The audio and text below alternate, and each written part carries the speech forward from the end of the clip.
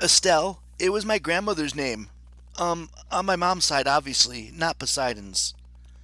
I approve, Alex said. Old-fashioned and elegant. Estelle Jackson. Well, Estelle Blofus, Percy corrected. My stepdad is Paul Blofus. Not much I can do about that surname, but my little sis is awesome.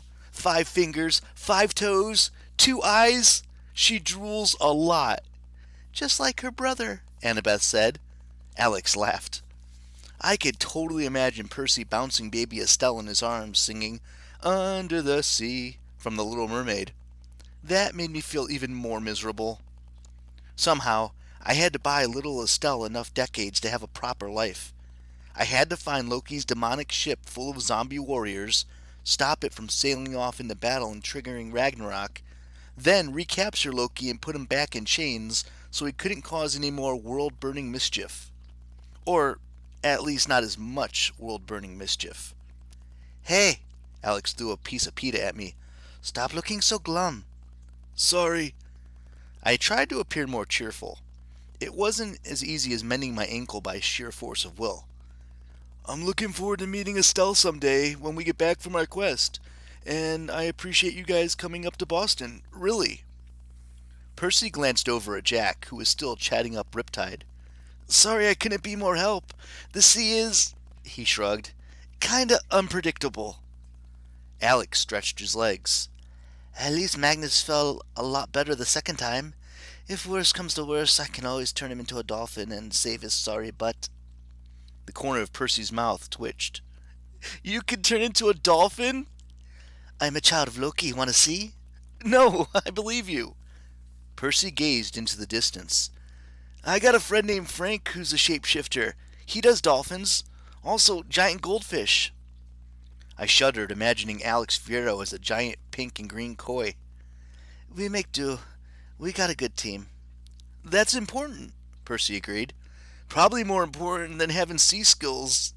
He straightened and furrowed his eyebrows. Annabeth unfolded herself from his side. Uh-oh, I know that look. You've got an idea. Something my dad told me. Percy rose.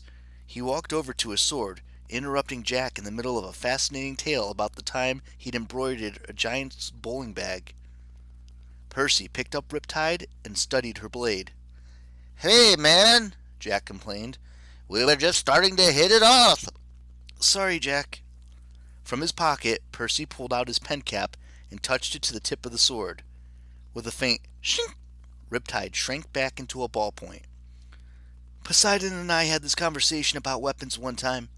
He told me that all sea gods have one thing in common. They're really vain and possessive when it comes to their magic items. Annabeth rolled her eyes. That sounds like every god we've met. True, Percy said, but sea gods even more so. Triton sleeps with his conch shell trumpet.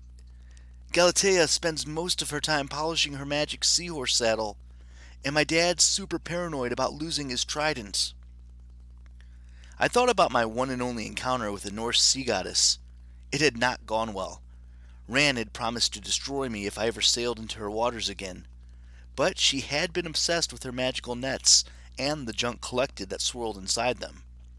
Because of that, I'd been able to trick her into giving me my sword. You're saying I have to use their own stuff against them, I guessed. Right, Percy confirmed. Also, what you said about having a good team? Sometimes being the son of a sea god hasn't been enough to save even me, even underwater. One time, my friend Jason and I got pulled to the bottom of the Mediterranean by the storm goddess, Kimpoloria. I was useless. Jason saved my butt by offering to make trading cards and action figures of her. Alex almost choked on his falafel. What?